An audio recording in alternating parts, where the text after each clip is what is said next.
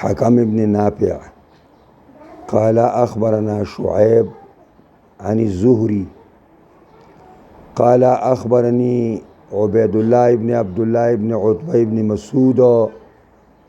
أن عبد الله بن عباس أخبره أن أبا سفيان بن الحرب أخبره أن هرقل أرسل إليه في ركب من قريش وكانوا تجارا بالشام في المدة التي كان رسول الله صلى الله عليه وسلم ماد فيها أبا سفيان وكفار قريش. دا مشهور حدیث تے تا حدیث هرقل وائی اوگد حدیث تے نبی علیہ السلام هرقل تا خط لگلے اگا خط اور رسیدگا تا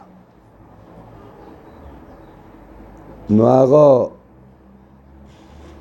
خط چے اوکو تا مہردار خط تے او د حجاز نه راغلی دی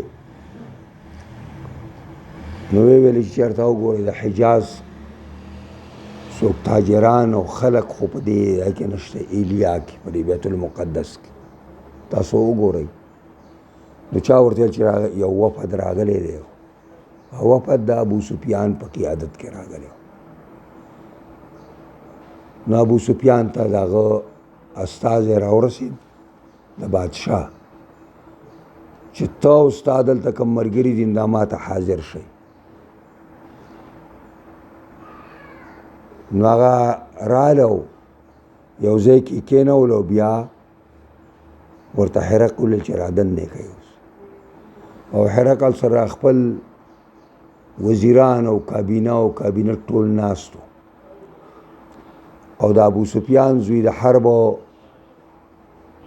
نه تپوس کوي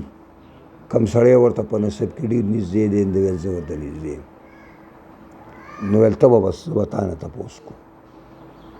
او خپلو سړو ته یې ویل چې دا زما مخې ته کېنوئ او دا ملګري د شاته کېنوي چې یو بل څه په سترګو کې خبرې نه کوي دا د شاته کېنوي او ملګرو ته ورته وویل ترجمان ته چې د دې ملګرو ته ووایه که ده پر خبرو کې دروغ ویل نو تاسو به پیرت کوئ نو دا واقعه ابو سفیان حضرت عبدالله زوی د عباس ته کړې ده هغه ته تپوس کړی دی او هغه ورته هغه ټوله ماجرا بیان کړې ده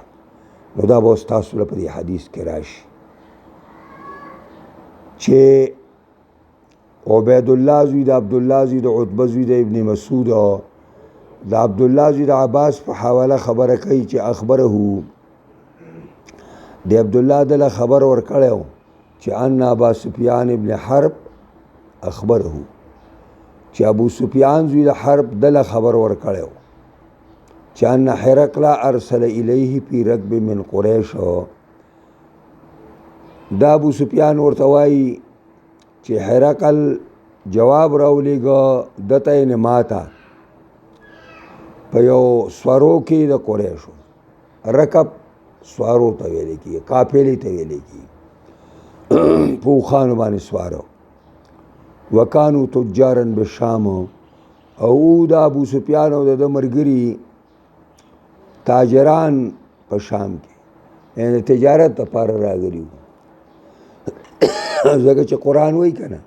رحلة الشتاء والصيف نو په اوړي کې به دوی شام ته تلل لکه شام یخ دی او په ژمي کې به یمن ته تلل ځکه یمن ګرم دی او دا زمانه کمه زمانه وه فی المدة التي كان رسول الله صلی الله علیه وسلم ماد فيها ابا سفیان و قریشا و کفار قریش دا په هغه موده کې وه چې کومه د رسول الله صلی الله علیه وسلم په هغې کې معاهده کړې وه او نیټه مقرر کړې وه په هغې کې د ابو سفیان سره او د کفارو د قریشو سره یعنی اشاره ده حدیبیه ته اصل کې ماد د په معنا دا ده چې دوا معامله کوون کی یو بل باندې خرڅون کی یو بل سره خبره کوون کی په یو اجل او نیټه باندې متفق شي. نو نبی علیہ الصلوۃ والسلام او صنادید قریش په دې باندې متفق شوي چې زمونږ او ستاسو په منځ کې به 10 کاله ډزبندي او بالکل مکمل اجازت به یا ازادي به مدینې نه به خلک دلته راځي او د دې ځای خلک به مدینې ته ځي.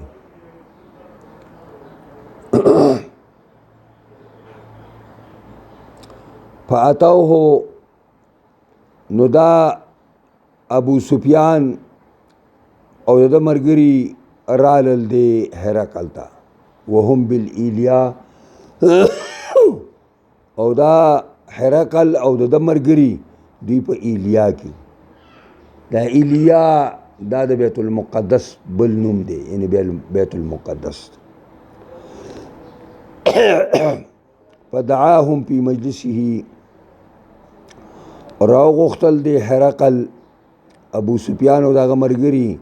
په مجلس خپل کې او حوله عظماء الروم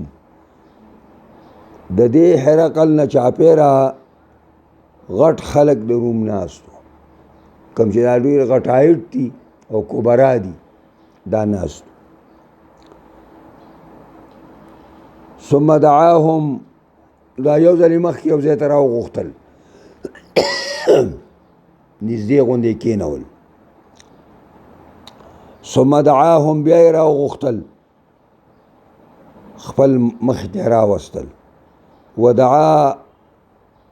ترجمانه دواړه ټیک دي او راوی بالا خپل ترجمان چې د یوې ژبې نه په بله کې خبره کوي سړي سره. فقال هرقل خپل ترجمان ته وایي دې نه تپوس وکړه چې ایکم اقرب نسبا بهذا الرجل الذي يزعم انه نبي کم یو ډیر نږدې دی په نسب کې دغه سړي ته چې دعوه کوي چې زه پیغمبر یم. قال ابو سفیان فقلت انا اقربهم نسبا. ابو سفیان زوی حرب ورته وویل چې زه ورته له ټولو مرګرو نه چې ما سره دلته موجود دي د ټولو نه زیات قریب په نسب کې زه یم دې پیغمبر ته. قال ادنوه مني. نو هرقل ویلي چې رانږدې کوي دلره ما ته نږدې کېنوئ او وقربوا اصحابه او رانږدې کوي دته ملګري ده او فجعلوه عند ظهره شاته د کېنوئ. ثم قال ترجمانه بیا هرقل خپل ترجمان ته وایي قل لهم دې قریشو نه تپوس وکړه چې انی سائل هذا عن هذا الرجل. د ابو سفیان د مرګرو نه ته دا تپوس وکړه ورته ووایه چې زه سوال کوم د دې سړي نه د دې ابو سفیان نه عن هذا الرجل د دغه سړي په باره کې چې پیغمبرۍ دعوه کوي. فإن کذبني فکذبوه. نو کدا ابو سفیان ما ته دروغ وایي نو تاسو ته د دروغو نسبت وکئ ورته وایي چې بوساړی مال وځوه. نو ابو سفیان وایي والله لولا الحیا زماری په خدای قسمی که چېرته حیا حایل نه وی چې ان یعصروا علی کذبا چې دوی با نقل کوي په ما باندې دروغ ولا بیا بوای الته په مکه کې چې ابو سفیان هرقل مخې ته کېدولې او دې ابو سفیان سی بوساړی الوزولې ویل که دا د دې خبر نه حیا نه وي چې دوی به بیا ما باندې لمن راړی او وایي به چې ابو سفیان هلته دروغ ویلي نو لکذبت عنه علیه یو نسخه علیه نو ما به دروغ ویلي په دې پیغمبر باندې. ثم قال بیا ویلي اول ما سألني عنه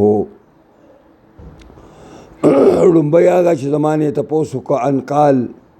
هغه دا دی چې کیف نسبه فیکم تاسو کې دا پیغمبر د نسب په لحاظ سره څنګه دی قلت هو فینا ذو نسب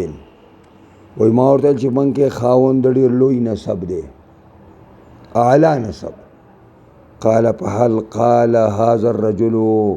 منكم احد قط قبله وی بیا مانه تاسو کو ترجمان په واسطه چې په حل قال هذا القول پتا سو کې چرتا دا خبره د پیغمبري دا داوا ستاسو نه یو کس کړی دا چرته مخ کړی دنه قلت لا ما ویلنا قال فهل كان من آبائه من ملک آیا د رب پلارانو کې چرته باچا تیر شوی دی قلت لا ما ویلنا قال فاشراف الناس اتبعوه ام ضعفاؤهم آیا غټایټ او کبرا تابع کیږي دا که کمزوري خلک په معاشره کې قلت بل ضعفاؤهم ویمال کمزور خلک ځکه چې عام طور سره اشراف او غټایټ چې دي هغه د تکبر بوجي هغه چرته حق ته غوږ نه لږه کوي او دا خبره چې تابعداري ضعفا کوي نو دا د اکثریت مسله ده کنه دا حضرت رسول الله صلی الله علیه وسلم په مرګرو کې شرفا او مالدار خلک ملک ابوبکر صدیق خدا اکثریت خبره کو قال به اراده تاسو کو چې ایزیدون ام ينقصون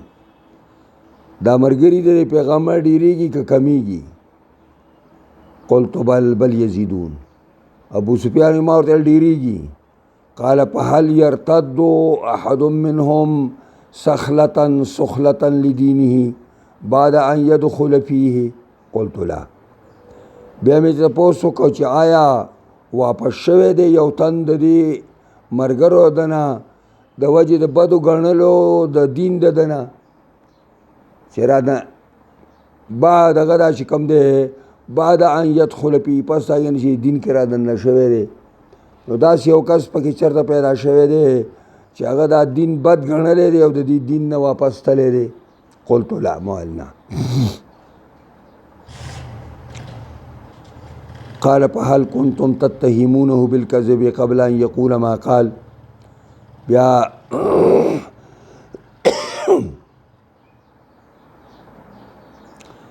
بیا یې رانه تپوس وکړو چې آیا یی تاسو تتهمونه تاسو ولته چرته تهمت لګولې په د باندې په دروغو د دروغو الزام هم پې لګولې چې دی چر دروغ وایي قبل ان یقول ما قال په خوا دا چې دا دی اوس کومه خبره کوي قلت لا مالنا که تاسو خیال نو په صادق الامین باندې پیغمبر خدا مشهور قال ابو هرقل وی فهل یقدرو آیا دا تپوستانه کوم دا پیغمبر دوکې کوي قلت لا چې نه دوکې خوم نه کوي خو به دا یو ټکی ما ولید چې دا مې پکې وردن نه کوو ونحن منه في مدة او ددنه منګه یو په یو مدة د صلح نامې کې چې 10 کاله زمونږ ورځمنځ کې لوزنامه ده لا ندري ما هو فاعل فيها موږ نه پوهېږو چې دی په دې باندې څه کوي دا به سرته ورسوي او که نه قال ابو سفیان وی ولم تمکنني كلمة ادخل فيه شيئا غیر هذه الكلمه وی ما ته قابو ملاو نشو لم تمکنني ما ته را طاقت ملاو نشو دا قابو را ته ملاو نشو د یوې کلمې چې زدن نه کما په دې خبرو کې د هغې نه یو شی سوا د یوې کلمې نه چې ما ویلې زمونږ اورېده دې وخت کې لوزنامه را پته نه لګي چې مونږ سره به څه کوي سر ته بیا ورسوي کوی نه رسوي قال فهل قاتلتموه وی بیا مانه تپوس وکړه چې جګړه ستا او د هغې په منځ کې جګړه شوې ده قلت نعم مال او قال فكيف كان قتالكم إياه وی ما ته هرقل ویل چې ستاسو جنگ ورسره څنګه و تاسو ګټلی و که هغه قلت الحرب بینا و بینهم سجال وی ما ورته ویل چې جنگ زمونږ او د هغه په منځ کې د بورقو ایستل دي څنګه چې ساقیین اوبه راوباسي د کوی نه په نمبر باندې نو کله یو راوباسي او کله بل راوباسي نو دارنګې زمونږ او دوی په میدان جنگ کې دقسې مونږ یو کله دی ګټي او کله ته مونږ ګټو مطلب دا چې په بدر کې مونږ نه وګټله نو په احد کې ته مونږ وګټله پوهېږئ ځکه چې په احد کې زمونږ نه شپېته کسان شهیدان او د کفارو نه شپېته کسان وجلې شوي وو ها ښه ټول خو اویا نه دي او شپېته مشهور دي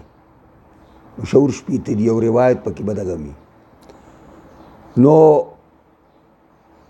صنادید قریش څونه ترې وجلې شوي دي نو زمونږ او ستاسو زمونږ او دوی په منځ کې دا د بورقو ایستل دي په نمبر باندې قال فماذا یامرکم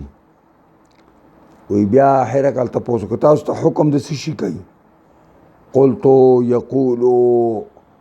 اعبدوا الله وحده ولا تشركوا به شيئا وی موږ ته پیغمبر وی چې عبادت کوئ د الله وحده لا شریک له او ولا تشركوا به شيئا شیء ورسره مه شریکوئ او واترکوا ما یقول آباؤکم او راته وایي چې د پلار او د نکاح زړې طریقې پرېږدئ چې بت پرستي ده ویامرنا بالصلاة والصدق والعفاف او حکم کوي موږ ته په مانځه باندې چې مونځ کوئ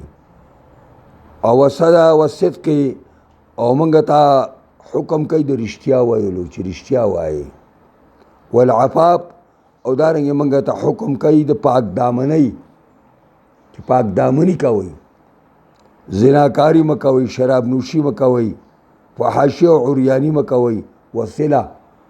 او موږ ته حکم کوي په خپلولۍ پاللو باندې چې د خپلوانو سره خپلولي پاله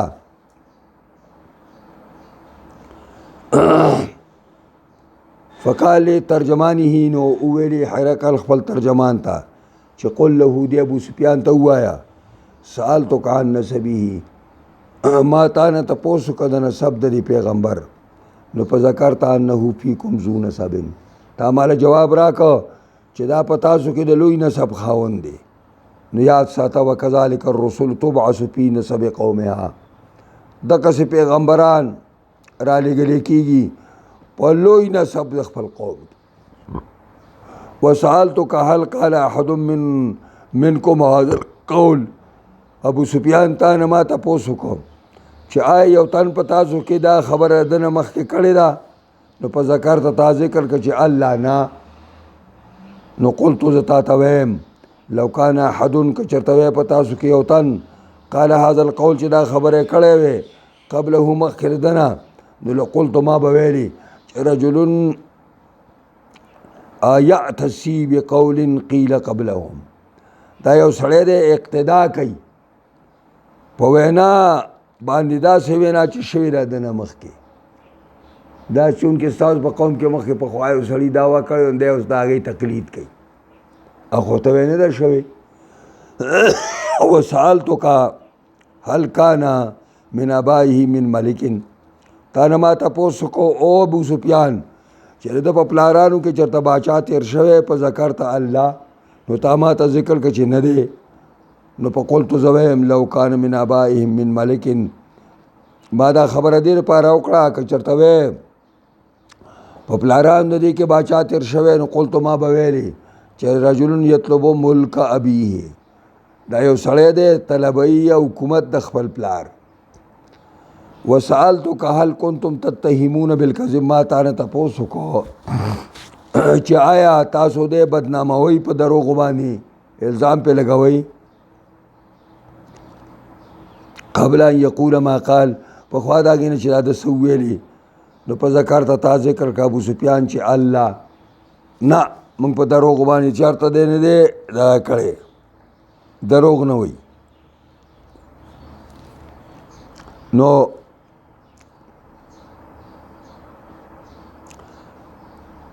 په ذکر ته الله قلت اعرف انه لم يكن ليذر الكذب على الناس نو زه پوه شوم چې داسې یو سړی چې هغه په خلکو باندې دروغ نه وایي او ویکذب علی الله او دروغ په الله باندې وایي دا نه منلو ده تا نه ما تپوس کو سالتو کا اشراف الناس اتبعوه ام ضعفاؤهم چې آیا د پیغمبر تابعداري دا اشراف او غټایټ کوي که کمزوري نو په ذکر ته ان ضعفاؤهم اتبعوه تا ما ته ویلي چې کمزوري خلک تابعدار دي وهم اتباع الرسل ابو سفیان دغه ورته وایي هرقل یاد ساته دقسې تابعدار د پیغمبرانو چې کمزورې خلک ابتدا کې وسألتک یزیدون ام ینقصون تا نه ما تپوس وکړو چې دا ملګري ډېرېږي که کمیږي نو په ذکر ته تا ما ته وویلي چې انهم یزیدون ملګري ډېرېږي وکذلک الایمان حین تخالط بشاشته دقسې ایمان کله چې ګډ شي خوشحالي د دې ایمان د زړونو سره کله چې دا ایمان پر زړونو کې وردن نشي او پر زړونو کې خوږ شي او دا اړونه په هغې باندې خوشحاله شي نو بیا هغه واپس کېږي نه بیا نه واپس کېږي تا نه ما تپوس وکړو وسألتو که هل یغدرو تا نه ما تپوس وکړو دا ټګي کوي دوکې کوي نو په ذکر ته الله وکذلک الرسول لا تغدرو دقسې پیغمبران د الله دوکې نه کوي وسألتک بما یامرک ما تا نه تپوس وکړو چې تاسو ته حکم د څه کوي نو په ذکر ته تا ویل چې انه یامرکم ان تعبدوا الله ولا تشرکوا به شیئا تا ما ته جواب راکړه چې موږ ته حکم کوي د دې چې د یو خدای عبادت وکړو هېڅوک به ورسره نه شریکو وینهاکم عن عبادة الاوثان او بندوي تاسو له د بت پرستۍ نه ویامرکم بالصلاة والصدق والعفاف او تاسو ته حکم کوي په مانځه باندې او په رښتیاو باندې او په پاک دامنۍ باندې یاد ساته ابو سفیان ته وایي فإن کان ما تقول حقا هغه چې ته وایې که دا حقي واقعي چې ما تا نه تپوس وکړو تا ماله څنګه جوابونه راکړه او دغسې واقعي دا خبره ای لکه تا چې وویله نو پس یملکو موضع قدمین هاتین زرد چې مالک بشي د ځای د دواړو قدمونو زما چې دا دي چې ولاړو که نه زما د قدمونو لاندې را ځمکه نه ده دا به هم دغه زیرې نګین راشي دا به هم قبضه کي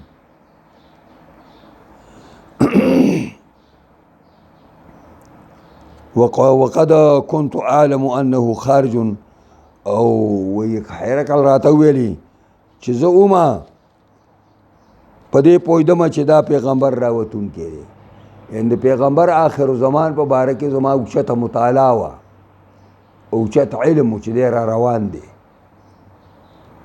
خو لم اکن اظن انه منکم دا مې خیال نه و چې دا به دغه انپړو خلکو نه راځي د حجاز د خلکو نه د مکې او د مدینې د خلکو نه به راځي دا مې خیال نه و ما ویل که راځي موږ کې به راځي